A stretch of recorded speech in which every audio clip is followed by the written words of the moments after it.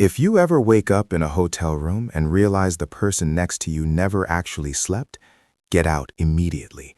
Don't ask questions, don't try to be polite, because tonight's story proves that sometimes the quietest situations hide the most dangerous endings.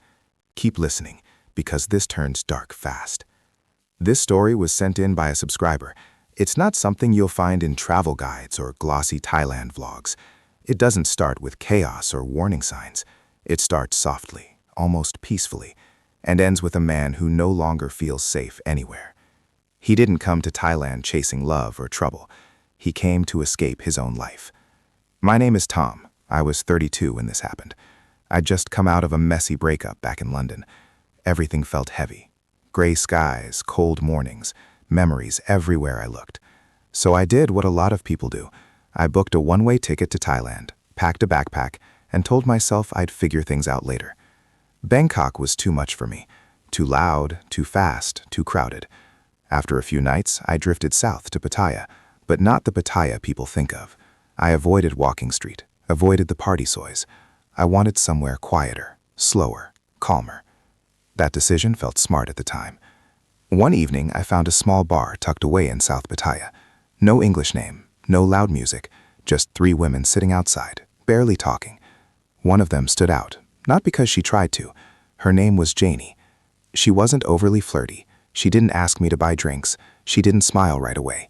She just looked at me, like she was studying something. When I sat down, she brought me a beer and said calmly, "You look tired. You want quiet, yes?" That felt comforting, like she understood exactly why I was there. I kept coming back. Same bar, same seat, same quiet energy. She never asked where I'd been, never pressured me. Sometimes we barely spoke at all, and strangely, that felt perfect. One night, she said something that stuck with me. She said, "Quiet feels safe, but quiet can be dangerous too." I laughed. She didn't. When she asked to come back to my hotel, it wasn't seductive. It was matter of fact. That night, nothing happened. She showered, put on one of my shirts, and slept on the far edge of the bed with her back to me. In the morning, she was still there, making coffee, humming softly. She handed me a cup and said, "You snore." Then she smiled for the first time. Over the next few days, she appeared and disappeared without warning. Sometimes she left food, sometimes iced coffee, sometimes nothing at all. No money talk, no drama, no questions. Until one morning at around 6 a.m., there was a soft knock on my door. Not urgent, just persistent. She walked in without waiting. "I stay today," she said. Not a question, a statement. That night, I came back and found her lying on the bed in the dark, staring at the ceiling like she hadn't moved all day. When I asked if she was okay, she smiled and said, "I dreamed all day." That's when something started to feel wrong. A few nights later, I woke up feeling watched. I opened my eyes and saw her sitting at the edge of the bed, staring at me. No smile, no blinking, just watching me breathe.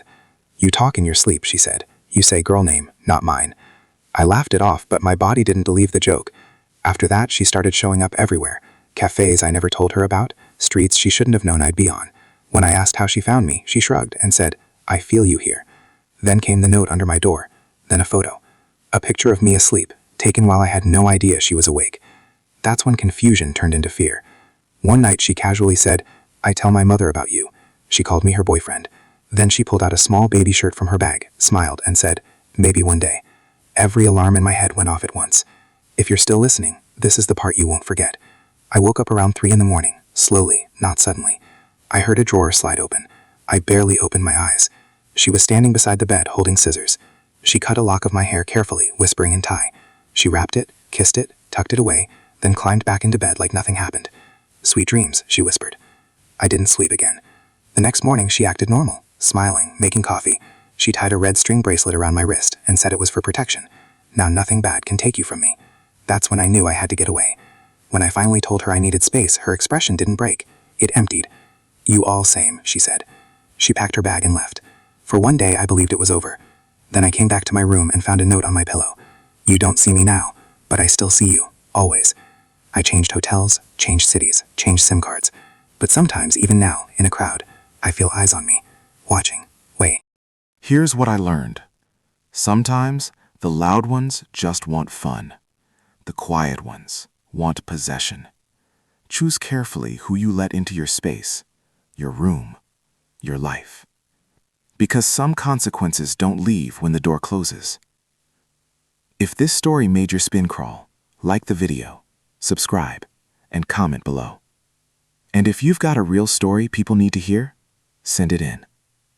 Welcome to Thailand, where paradise is real, but so are the consequences.